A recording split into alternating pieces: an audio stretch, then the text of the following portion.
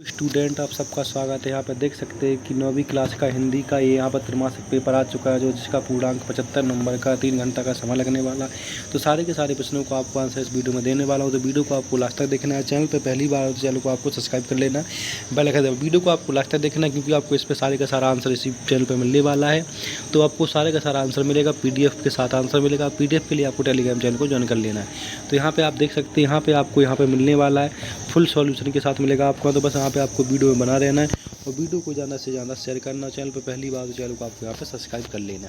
तो यहाँ पे पूरा आपका पूर्णांक 75 नंबर का, तो जो टाइम मिलता है आपको पूरा 3 घंटे का मिलता है, जो आपके यहाँ पे त्रैमासिक पेपर होने वाला। तो इसको पेपर से पहले के बाद जरूर देख के जाइएगा। आप कहीं से प्रश्न फंसने वाले और कहीं से प्रश्न आपके नहीं आएंगे, तो इनको आप जरूर देख के जाइएगा, ठीक है। तो चलो चलते बिना टाइम वेस्ट करते हुए अपने प्रश्नों की कौन कौन से प्रश्न इसमें पूछे जा रहे हैं। अब आप यहाँ पर देख सकते हैं कि आपके सही विकल्प जो टोटल 6 नंबर को इसमें पूछा, सूरदास किस भक्ति शाखा के कवि हैं। तो सूरदास आपके किस भक्ति शाखा के कवि, राम भक्ति, कृष्ण भक्ति, प्रेम मार्गी शाखा या ज्ञान मार्गी शाखा। तो ये कौन सी भक्ति के, इसका आंसर आपका बी आ जाएगा, कृष्ण भक्ति के। इसके बाद सेकंड वाला प्रश्न आपका यहाँ पे आ जाता है, प्रेम वाटिका के रचनाकार हैं। कौन है प्रेम वाटिका के रचनाकार? कबीरदास, रसखान, मीराबाई, जयसी। तो इनमें से क्या आंसर आ जाएगा आपका? रसखान है, ठीक है। इसके बाद प्रश्न नंबर 3 देख सकते हैं, दो वर्णों के मेल से उत्पन्न विकार को क्या कहते हैं? दो वर्णों के मेल से उत्पन्न विकार को क्या कहते हैं? संधि कहते हैं, ठीक है। इसके बाद चौथा नंबर प्रश्न में आ जाता है आपका, हिंदी साहित्य का स्वर्ण युग माना गया, किसे माना गया हिंदी युग का स्वर्ण युग? तो इसमें आपका आंसर आ जाएगा भक्ति काल को। किसको? भक्ति काल को, ठीक है। इसके बाद प्रश्न नंबर 5, जहाँ किसी शब्द की आवृत्ति एक से अधिक बार होती है परंतु हर बार उसका अर्थ भिन्न भिन्न होता है, वो अलंकार कौन सा होता है? यमक अलंकार होता है, ठीक है। इसके बाद प्रश्न नंबर 6, तिब्बत में सबसे खतरे की जगह कौन सी है? डांडे। तो ये आपके सही विकल्प होगा। आप चलते देखते हैं रिक्त स्थान को, जो टोटल आपके 6 नंबर के होते हैं, देख सकते हैं। रिक्त स्थान सही वैसे बने टोटल 6 नंबर के आपके आते हैं। तो यहाँ पे पहला आपका रिक्त स्थान आ जाता है, महाकाव्य में जीवन का खालिस्तान चित्रण होता है। तो कौन से जीवन का चित्रण होता है? तो इसमें आ जाएगा आपका यहाँ पे संपूर्ण चित्रण होता है। क्या? संपूर्ण चित्रण होता है, ठीक है। इसके बाद दूसरा प्रश्न देखिए, दूसरा प्रश्न आपका यहाँ पे क्या आ जाता है? दूसरा प्रश्न है, दुष्ट व्यक्तियों के साथ साथ आदर्श खालिस्तान भी होते हैं।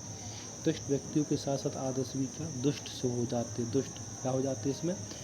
आदर्श व्यक्ति भी प्रणोता हो जाते हैं, ठीक है। इसके बाद मात्रिक छंद का उदाहरण क्या है? मात्रिक छंद का उदाहरण है रात दिन, ठीक है। क्या? रात दिवस, ठीक है। इसके बाद आ जाता है प्रश्न नंबर 4, अनुभूति के पक्ष का संबंध कविता के खालिस्तान के रूप में से है। रूप से है, कौन से रूप से है आपका इसमें? आंतरिक रूप से, ठीक है। इन सब का आंसर PDF में मिल जाएगा, तो बस आपको वीडियो को लास्ट तक देखना है। प्रश्न नंबर 5 में, लेखिका महादेवी वर्मा के बाबा फारसी और भाषा खालिस्तान के जानकार थे। महादेवी वर्मा के बाबा कौन से जानकारी थे, ये देख लेना। इसके बाद गधे का एक छोटा भाई भी, उसका क्या नाम है? इन सब का आंसर आपको PDF में मिल जाएगा, तो बैल नाम है, ठीक है। तो चिंता नहीं करनी है, वीडियो को लास्ट तक देखना, सारा का सारा आंसर मिल जाएगा। इसके बाद सही जोड़ी बनाकर लिखिए। तो इसमें देख सकते हैं, इंद्र का पर्यायवाची शब्द क्या है? जो इंद्र है, जो टोटल 6 नंबर की आपकी होती है मैचिंग, देख सकते हैं 3rd नंबर क्वेश्चन, ठीक है। 6 नंबर का आता है मैचिंग करनी होती है जिसमें इंद्र का पर्यायवाची शब्द सुरपति, ठीक है। इसके बाद प्रेमचंद के फटे जूते, तो किसकी है? हरिशंकर परसाई की, ठीक है। इसके बाद लेखक की नज़र अटक गई, ये किसकी है? लेखक की नज़र अटक गई। या उल्लू बनाना, मूर्ख बनाना, ये कर लिया। निरोग वृषक संधि है, सही है, ठीक है। तो सारी की सारी मैचिंग आपको यहाँ पे मिल जाएगी, उत्तर आपको बनाना है। इसके बाद एक वाक्य में उत्तर दीजिए, जो टोटल 6 नंबर का प्रश्न आपका आता है। 6 प्रश्न आते हैं, इसमें एक वाक्य में आपको उत्तर देना। जैसे पहला प्रश्न पूछा गया, लेखक के अनुसार प्रेमचंद किसके साथ फोटो खिंचवा रहे हैं? तो आपको यहाँ पर लिख देना है, पारिन के साथ खिंचवा रहे हैं, ठीक है। इसके बाद दूसरा आ जाता है, हिंदी का उपन्यास सम्राट किसे कहा गया है? हिंदी का उपन्यास सम्राट किसे कहा गया है? मुंशी प्रेमचंद को कहा गया है, ठीक है। तो दूसरे का आपको आंसर हो गया यहाँ पर। इसके बाद तीसरे का आंसर देख लीजिएगा। तीसरे का आंसर आ जाता है यहाँ पे, चरण सरोज परखन लगे में कौन सा अलंकार है? रूपक अलंकार है, ठीक है। इसके बाद चौथा, मनुष्य ईश्वर को कहाँ कहाँ ढूंढता है? जो मनुष्य है वो ईश्वर को कहाँ कहाँ ढूंढता है? मंदिरों में। कहाँ? मंदिर मस्जिदों में, ठीक है। मंदिर मस्जिदों में ढूंढता है, ठीक है। इसके बाद 5 नंबर आ जाता है, बालू के सांपों में कौन सा अलंकार है? बालू के सांपों में कौन सा अलंकार है? उपमा अलंकार है, ठीक है।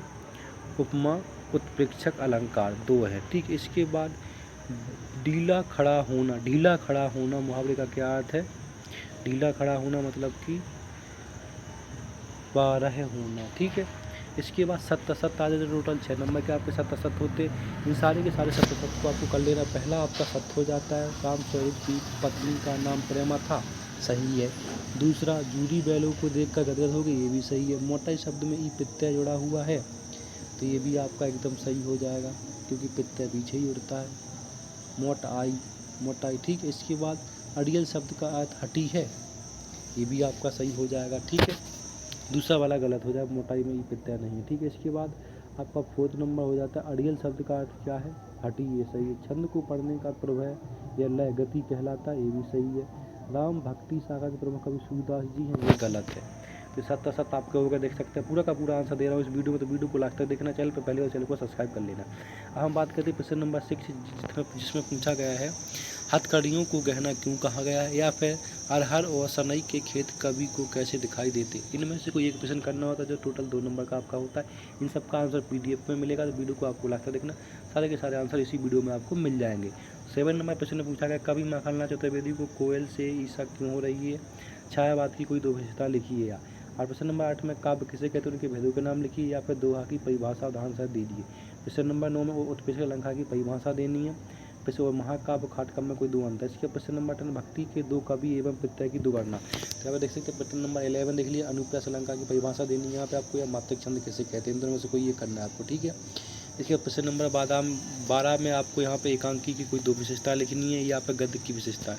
13 में तिब्बत के लोग क्या लेकर घूमते हैं, ये बताएं। नेपाल शब्द किसे कहा जाता है। प्रश्न नंबर 14 में छोटी बच्ची को बैलों के प्रति प्रेम क्यों बढ़ाया, तो 14 नंबर प्रश्न हो गया आपका। इनमें से कोई ये करना होता है आपको। प्रश्न नंबर 15 देख लीजिए, जिसमें लेखिका मृदुला गर्म अपनी नानी से क्यों प्रभावित है, ठीक है।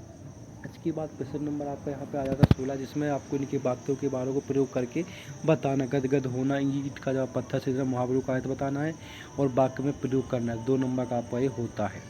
प्रश्न नंबर 17 में संधि एवं समास में अंतर बताना है आपको, ठीक है। या फिर काजी हौज में कैद पशुओं की हजारी क्यों ली गई, ठीक है, ये बताना है। अब आपके 3 नंबर के प्रश्न आ जाते हैं। प्रश्न नंबर 18, इसमें किन्हीं वाक्यों से विराम चिन्ह का क्या प्रयोग है। इसमें विराम चिन्ह लगाना है कि कौन सा विराम चिन्ह यहाँ पे प्रयोग होगा, ठीक है। या फिर आपकी शाला में होलन केलर की तरह कोई विद्यार्थी हो तो आप उसका सहयोग कैसे करेंगे, अपने विचार लिखिए, इसको कर सकते हैं।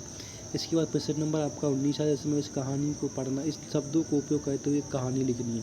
इसमें जो शब्द दिए गए इनका उपयोग करके कहानी लिखनी है। या फिर अपनी माँ से जन्मदिन की तैयारी के लिए क्या संवाद लिखिए, जन्मदिन के लिए संवाद लिख सकते हैं। तो 3 नंबर का आपका पूरा यहाँ पे होता है, तो ठीक है। इसके बाद प्रश्न नंबर 20 पे देख लीजिए। प्रश्न नंबर 20 में यातायात की नियमों पर अनुच्छेद लिखना है, जो 3 नंबर का होता है। इसके बाद प्रश्न नंबर आपके यहाँ पर 4 नंबर के आ जाते हैं, जिसमें आपको गद्यांश पढ़कर इनका उत्तर देना। तो नहीं का उत्तर आपको उसी में मिल जाता है, गद्यांश में। इसके बाद प्रश्न नंबर 23 देख लीजिएगा, जिसमें आपको निबंध लिखना है। और प्रश्न नंबर 22 में आपको एक प्रार्थना पत्र लिखना है। तो इन सब का आंसर आपको इस वीडियो में मिलने वाला, तो आप तैयार हो जाइए आंसर के लिए, क्योंकि सारे के सारे आंसर आपको यहीं पर मिल जाएंगे। तो इसमें आपको कोई एक निबंध लिखना है, इन चारों में से किसी एक पर आपको इसमें निबंध लिखना है। तो आप निबंध इसमें आराम से लिख सकते हैं, ठीक है। अब हम चलते हैं इनके आंसर की, होगी आंसर किसके से। तो पहले प्रश्न के आंसर देख सकते हैं लिखे हुए पूरे, दूसरे प्रश्न के देख लीजिएगा यहाँ पे, तीसरे प्रश्न के देख लीजिएगा, चौथे के। तो वीडियो रोक के इन सब का आपको स्क्रीनशॉट ले लेना और याद कर लेना, ठीक है। इसके बाद हथकड़ियों को गहना क्यों कहा गया, ये कौन सा प्रश्न नंबर 6 है आपका, ठीक है। प्रश्न नंबर 6 देख लीजिएगा, प्रश्न नंबर 6 का ये आंसर है यहाँ पे, ठीक है। तो इसको आपको अच्छे से याद कर लेना है।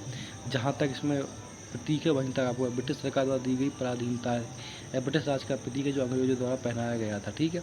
इसके बाद इसमें प्रश्न नंबर 7 आ जाता है, कवि माखनलाल चतुर्वेदी से ईर्ष्या क्यों हो रही है, ठीक है। तो ये उसका उत्तर दे रखा है आपको, इस को उत्तर आपको यहाँ पे लिख लेना है, ठीक है। तो जो उत्तर इसमें बता दें वो सारे के सारे उत्तर आपको यहाँ पे लिखते जाने हैं। तो सारा का PDF भी चाहिए तो टेलीग्राम चैनल। प्रश्न नंबर 8 का यहाँ पे देख सकते हैं, प्रश्न नंबर 8 का आपको आंसर मिल जाए, काव्य किसे कहते हैं, उसके भेद लिखनी है। तो काव्य 2 प्रकार का माना गया, दृश्य और श्रव्य। उसके बाद दृश्य काव्य वह है, तो इसको लिख लेना। दृश्य काव्य वह है जो अभिनय द्वारा दिखलाया जाता है, जैसे नाटक, प्रसन्न आदि, ठीक है। तो ये आपको कर लेना है। इसके प्रश्न नंबर आपका 9 आ जाता है, जिसमें उत्प्रेक्षा अलंकार की परिभाषा देनी है, ठीक है। इसके प्रश्न नंबर 9 में जहाँ किसी उपमान की संभावना और कल्पना की जाए उत्प्रेक्षा अलंकार होता है। ज्यों त्यों, मानो, जानो, तो क्या उत्प्रेक्षा अलंकार होता है, शब्दों का उपयोग होता है, ठीक है। तो इसके उदाहरण दे रखिए, उदाहरण लिख लेने आपको, ठीक है। तो सारे के सारे प्रश्नों का आपको आंसर मिल रहा है, तो चैनल को सब्सक्राइब कर ले एक बार आप, ठीक है। प्रश्न नंबर 10 देख लीजिएगा, ठीक है। प्रश्न नंबर 10 है। इसके बाद प्रश्न नंबर आपका यहाँ पे 11 आ जाता है, जिसमें प्रश्न नंबर 10 में कवियों के नाम लिखने थे, आपको उनकी रचनाएं लिखनी थी, ठीक है। इसके बाद प्रश्न नंबर 10 आ जाए, इसमें अनुप्रास अलंकार की परिभाषा देनी, उसके उदाहरण बताने, ठीक है। अनुप्रास अलंकार क्या होता है, इसकी परिभाषा और इसके उदाहरण भी आपको साथ साथ में देने हैं, दोनों के दोनों, ठीक है। इसके बाद हम आ जाते हैं अब अपने नेक्स्ट प्रश्न की ओर। इसको आप देख लीजिएगा एक बार उत्तर। अब नेक्स्ट उत्तर की ओर चलते हैं। सारे के सारे उत्तर इस वीडियो में मिलने वाले हैं, तो देख सकते हैं ऐसे ही आपको सारे के सारे वीडियो मिलते रहेंगे, तो इसके लिए चैनल को सब्सक्राइब कर लें, ठीक है। प्रश्न नंबर 12 देख लीजिए, 12 देख सकते हैं, जिसमें पूछा है गद्य की कुछ और विधाएँ ये हैं, ठीक है। प्रश्न नंबर आपका यहाँ पर 13, तिब्बत के लोग क्या लेकर घूमते हैं। प्रश्न नंबर 13 हो गया आपका यहाँ पर, चाय का प्याला लेकर घूमते हैं, ठीक है। इसके बाद प्रश्न नंबर 14 आ जाता है, जिसमें छोटी बच्ची को बैलों के प्रेम क्यों उमड़ आया। तो ये यहाँ पर देख सकते हैं, इसलिए उमड़ आया, इसको आपको पढ़ के पूरा कर लेना है, ठीक है। इसके बाद प्रश्न नंबर आपका 15 आ जाता है, जिससे लेखिका मृदुला गर्ग अपनी से क्यों प्रभावित थी, अपने से क्यों प्रभावित थी। तो प्रश्न नंबर आपका यहाँ पर 13 का आंसर आ गया। तो सारे के सारे प्रश्नों का आपको आंसर वीडियो में मिलने वाला है, तो वीडियो को आपको लास्ट तक देखना है, ठीक है। और चैनल पे पहली बार तो चैनल को आपको यहाँ पे सब्सक्राइब कर लेना है। तो देख सकते हैं आप यहाँ पे इन सारे के सारे आंसर आपको यहाँ पे मिल रहे हैं। इसके बाद प्रश्न नंबर आपका यहाँ पे आ जाता है कौन सा, ईंट का जवाब पत्थर, नहीं मुहावरे हैं, मुहावरे का यहाँ पे आंसर देना है आपको, ठीक है यहाँ पर। इसके बाद प्रश्न नंबर 16 पे हम आ जाते हैं, ठीक है। प्रश्न नंबर 16 में गदगद होना मुहावरे का अर्थ क्या है, ये अर्थ का बताया गया है क्या है, ठीक है। तो सारे के सारे आंसर हैं आपके, इन सबको आपको अच्छे से याद कर लिए। प्रश्न नंबर 17 है, संधि समास में अंतर लिखने। तो संधि समास में अंतर बता रखे, कौन कौन से आपके यहाँ पे अंतर होते हैं, ठीक है। इसके बाद नेक्स्ट आंसर की ओर चलते हैं। जैसे वो लिख लेना आपको अच्छे से, ठीक है। यहाँ पे अंतर बता रखे हैं, जितने अंतर आप याद कर सकते हो उतने आप इसको अंतर अच्छे से याद कर सकते हैं यहाँ पर, ठीक है। तो इसमें से आपका पूरा का पूरा 17 क्वेश्चन बता दिए।